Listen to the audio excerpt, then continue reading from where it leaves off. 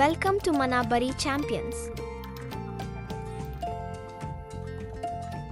సింహాపురి అనే ఊరిలో రాము అనే కుర్రవాడు ఉండేవాడు. అతడు చాలా బద్ధకస్తుడు. ప్రతి పని సులభంగా అయిపోవాలని ఆశించేవాడు. కష్టమైన పని అంటే చాలా ఇబ్బందిగా ఫీల్ అయ్యేవాడు.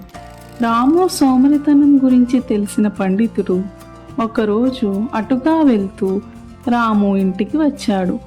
బద్ధకంగా పండుకొని ఉన్న రాముని చూచి రాములో మార్పు వస్తుందేమోనని పరీక్షించేందుకు అతడు ఇలా అన్నాడు, నువ్వు ధనవంతుడిగా మారేందుకు ఒక మార్గం ఉంది.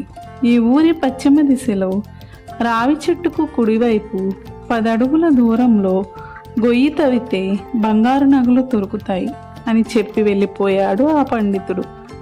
బంగారు నగల కోసం ఎంత లోతు తవ్వాల్సి ఉంటుందో ఏమో. ఒకవేళ తవ్వినా అక్కడ నిజంగా బంగారం లేకపోతే వృధాశ్రమ కదా అని అనుకున్నాడు రాము. ప్రతి పనిని రాము ఇలాగే ఏదో ఒక సాకు చెప్పి తప్పించుకునేవాడు. కొంతకాలానికి ఆ ఊర్లో కరువు వచ్చింది. తాగేందుకు నీరు లేక పశువులు ప్రజలు చాలా ఇబ్బంది పడాల్సి వచ్చింది. బావి తవ్వుదామని ఎంతమంది ప్రయత్నించినా చుక్క నీరు కూడా పడలేదు. ఊరి జనమంతా కలిసి కరువు నుంచి తప్పించుకోవాలనే మార్గం గురించి మాట్లాడుకొనిచుండగా ఆ సమయంలోనే రాముకు హఠాత్తుగా పండితుడు చెప్పిన మాటలు గుర్తొచ్చాయి. పండితుడు చెప్పినట్లుగా బంగారు నగలు గనుక దొరికితే వాటిని తీసుకెళ్ళి ఎక్కడైనా సరే హాయిగా బతికేయొచ్చని మనసులో అనుకున్నాడు రాము. వెంటనే ఒక పలుగు పారా తీసుకుని ఈశాన్య దిశలో రావి చెట్టు దగ్గర తవ్వడం మొదలుపెట్టాడు. ఎంత తవ్వినా నగల జాడ కనపడలేదు.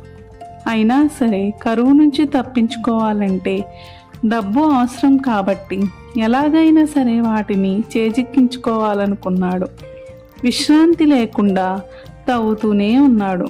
3 రోజులు గడిచాయి. 4వ రోజు ఉదయాన్నే రాము పలుగు తీసుకుని వెళ్ళి తవ్వుతుండగా కొద్దిసేపటికే నీరు ఊరడం ప్రారంభమైంది. ఆ గుంటంతా నీళ్లతో నిండిపోయింది. ఆ వార్త తెలుసుకున్న ఊరి ప్రజలంతా వచ్చి రాము శ్రమని మెచ్చుకున్నారు. ఊరికి ఇంత ఉపకారం చేసిన అతడికి ఊరి ప్రజలంతా ఎన్నో రకాల బహుమతులు ఇచ్చారు. శ్రమ పడితే అందరి ప్రశంసలతో పాటు విలువైన బహుమతులు కూడా వస్తాయని గ్రహించిన రాము ఆ రోజు నుంచి కష్టపడి పనిచేయడంలో ప్రారంభించాడు.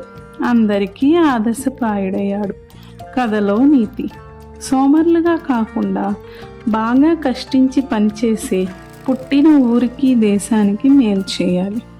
Thank you for watching. Please subscribe.